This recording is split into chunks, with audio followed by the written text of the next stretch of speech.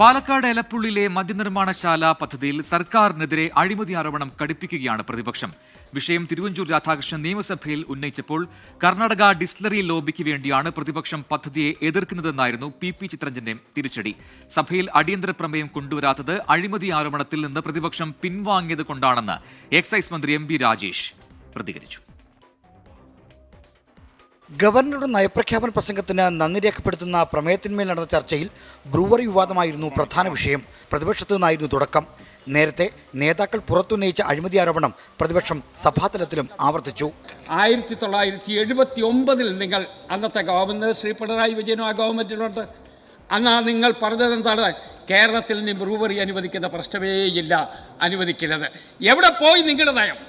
പ്രതിരോധത്തിലാക്കിയേക്കാവുന്ന ആക്ഷേപത്തെ പ്രത്യാക്രമണത്തോടെയാണ് ഭരണപക്ഷം നേരിട്ടത്. ഞങ്ങൾ എന്താ പറഞ്ഞത്? ഞങ്ങളുടെ പ്രകടനപത്രത്തിൽ പറഞ്ഞിട്ടുണ്ട്, ഞങ്ങൾ മദ്യവർജനത്തെക്കുറിച്ചാണ്, അതിനുവേണ്ടി നല്ല അവബോധത്തിനെ വളർത്താനുള്ള പ്രവർത്തനം എടുക്കുന്നുണ്ട്. എന്താ ഞങ്ങൾ പറഞ്ഞിട്ടുണ്ട്? എക്സ്ട്രാ ന്യൂട്രൽ ആൽക്കഹോൾ കേരളത്തിൽ തന്നെ ഉൽപ്പാദിപ്പിക്കും, അതിനുള്ള പ്രോത്സാഹനം നൽകും. ഞങ്ങളതാണ് ചെയ്യുന്നത്.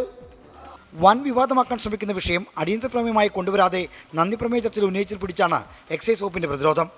ഇത്രയും വലിയ അഴിമതി ആരോപണം ഉന്നയിച്ചിട്ട് ഒരു അടിയന്തര പ്രമേയം ഉന്നയിക്കാൻ പോലുമുള്ള ധൈര്യമില്ലാത്ത ഭീരുക്കളായിട്ടുള്ള പ്രതിപക്ഷം അവരാദ്യം പറയട്ടെ. ഞാൻ അന്നേ പറഞ്ഞില്ലേ അസംബ്ലി വരട്ടെ എന്ന് പറഞ്ഞില്ലേ? അസംബ്ലി വരട്ടെ എന്ന് ഞാൻ അന്നേ പറഞ്ഞതല്ലേ? എലപ്പുള്ളിയിൽ മദ്യനിർമ്മാണശാല അനുവദിച്ചതിനെതിരെ യൂത്ത് കോൺഗ്രസ് നടത്തിയ നിയമസഭാ മാർച്ച് സംഘർഷത്തിൽ കലാശിച്ചു. ബാരിക്കേഡ് ഭേദിക്കാനുള്ള ശ്രമത്തിനിടയിൽ പോലീസും പ്രവർത്തകരും തമ്മിൽ ഉന്തും തള്ളും നടന്നു.